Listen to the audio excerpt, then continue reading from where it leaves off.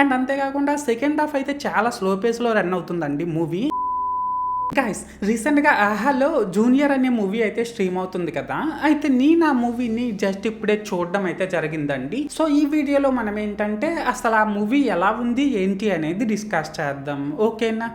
అయితే ఇక్కడ first of all ఈ మూవీలో స్పాయిలర్స్ లేకుండా బేసిక్గా స్టోరీ లైన్ ఏంటంటే గైస్, మన హీరో అభి ఏమో స్ఫూర్తి అనే అమ్మాయిని అయితే లవ్ చేస్తాడండి. అండ్ అలా లవ్ చేయడం మాత్రమే కాకుండా తను ఏ కంపెనీలో అయితే జాయిన్ అవుతుందో మనోడు కూడా అదే కంపెనీలో జాయిన్ అవుతాడు జాబ్ కోసం అని. అయితే ఇక్కడ ఏంటంటే గైస్, మనోడు అలా జాయిన్ అయిన తర్వాత అసలు ఏం జరిగింది ఏంటి అనేది మనం అయితే మూవీలో చూడాల్సి ఉంటుందండి. సో మొత్తానికి అర్థమైంది కదా స్టోరీ లైన్ ఏంటి అనేది. అయితే ఇప్పుడు ఈ మూవీలో నాకు కనిపించిన ప్లస్ పాయింట్స్ ఏంటంటే గైస్, ఈ మూవీలో యాక్ట్ చేసిన యాక్టర్స్ అందరూ కూడా లైక్ కిరీటి, మన శ్రీలీల, జెన్నీలియా గారు, రావు రమేష్ గారు, ఇలా ఇందులో యాక్ట్ చేసిన ప్రతి ఒక్కరు కూడా పర్లేదండి. వాళ్ళ క్యారెక్టర్స్ కి తగ్గట్టు వాళ్ళు బాగానే పెర్ఫార్మ్ చేశారు. ఎస్పెషల్లీ ఇక్కడ ఏంటంటే గైస్, కిరీటికి ఇది ఫస్ట్ మూవీనే అయినప్పటికీ కూడా ఇందులో తన యాక్టింగే కానీ, యాక్షన్ సీక్వెన్సెస్ లో తన పెర్ఫార్మెన్సే కానీ, తన డాన్సే కానీ, తను చెప్పిన డైలాగ్సే కానీ, ఇవన్నీ కూడా ఒక ఎక్స్పీరియన్స్డ్ హీరో చేసినట్లు చాలా బాగా చేశాడండి తనైతే. అండ్ అంతేకాకుండా ఈ మూవీలో మన వైవా హర్ష, కమెడియన్ సత్య గారు, వీళ్ళిద్దరు చేసిన కామెడీ కూడా పర్లేదు, బాగానే వర్కౌట్ అయింది. అండ్ ఇక్కడ లాస్ట్ గా ఏంటంటే గైస్, ఈ మూవీలో సినిమాటోగ్రఫీ వర్క్, మన డిఎస్పీ గారు ఇచ్చిన బీజిఎం, సాంగ్స్,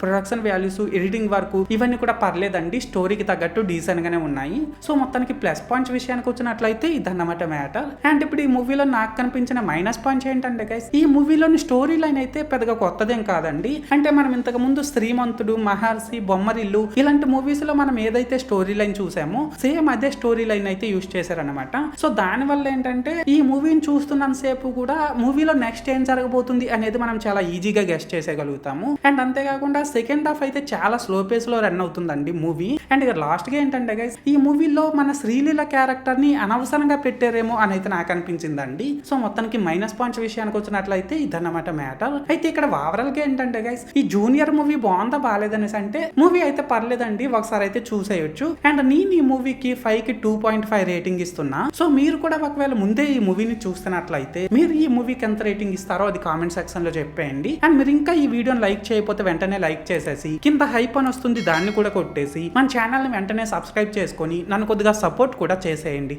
ఓకేనా.